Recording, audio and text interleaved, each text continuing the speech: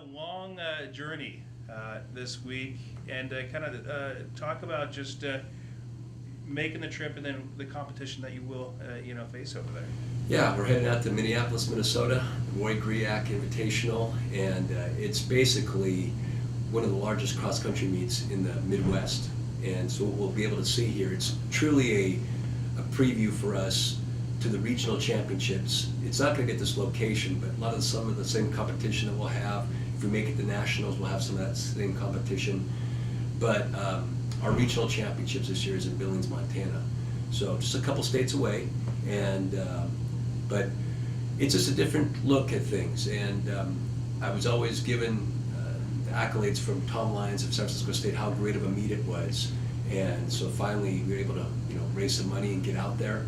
And it's just, I'm looking forward. It's going to be a really good experience for the student athletes, and be nice to kind of get out of the Western United States and go to the Midwest and see a different part of the country. How do you prepare for this? I mean, it's one thing if you're at Patrick's Point, another thing if you're at San Francisco State, but how do you prepare for this when you guys are going such a long distance into a course where not everybody is familiar with the course? Yeah, well, that's why it's a good prelude into regional championships. It's the same kind of, a little bit farther away from Billings, Montana, but it's going to be new to most of our athletes. So we just keep to our schedule, our same routine. It's still going to be the same distances, so that's how we look at it. It's going to be more of a strength course. It's on a golf course, and as Katie Ledesma's told us, it's real thick grass. It's going to be a little bit slower than some of the other events that we've done, but that's how regional championships will be, and that's how we kind of want to make sure we simulate that. But it's, I think we're just going to stick to our schedule, our routine. We fly in on Thursday, take Friday as a prep day to kind of check things out, and then on Saturday we race, and we come home Sunday morning. So that's our plan. How many athletes do you get to take? Was it tough, selecting these athletes, and also competition level? How big of a competition level will it be for you guys? Competition level is going to be really high. They have 3 different divisions, Division 1, 2, and 3 for the respective NCAA divisions, and they're all separate races.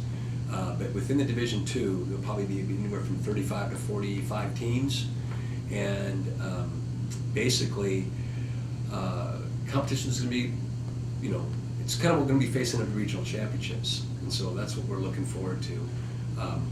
And I forgot the second half of your question, Manny. I was just saying how many. I mean, I'm sure you don't get to take the entire team, but is it hard to kind of pick that that team to go? Yeah, sorry about that. The athlete selection is we're only taking 7 women and 7 men, and that roster is always evolving because people will peak at different times of the year, and we want them to be stronger towards the second half. But at this point, we take top seven men and women, and a lot of that was based upon the time trial we had in the beginning of the year, as well as the results from Patrick's Point when we had the Humboldt invite. So yeah, I wish I could take the whole team, but we just can't afford it. So there'll be 15 of us flying out there, 7, and 1 coach. After this event, I mean, it's going to be a great measuring stick just to see where you guys, stand with, with everybody else. Yeah, it's a great opportunity. We can see how we do against other teams that we never faced before, and it might just push us up in rankings a little bit, so we can, get a better feel for what everybody else in the country's doing, and just improve our position. And competitive-wise, I'm hoping our women get top 3 or top 5, and that'd be great. Amongst that kind of field, I'd be ecstatic over that. Men, I haven't quite measured up yet, but our men's team is looking pretty good. We don't have the depth this year as we had last year, but we have some really good pieces, and so we have a game plan for that team as well. So ultimately, I'm just ready to go. We'll fly out on Thursday and then just see what we have on Saturday. Good season, good preseason meet for us to kind of check out where we stand across the country. Do you guys use this as maybe some exposure to Humboldt State cross country? The fact that you guys are going to be in Minnesota, maybe there's high school runners, athletes out there that are going to be watching this event, and then Humboldt State. Hey, I remember that school. Is that a thing that ever happens, or anything? Just yeah, absolutely. I mean, we get recruiting letters from all over the country, and one of our athletes, Sam Boyle, he's our #1 man. He's from Wisconsin, so I'm hoping to see his parents. He came down to Ventura College, and then he transferred up from Ventura up to HSU this season, and there's the tie right there.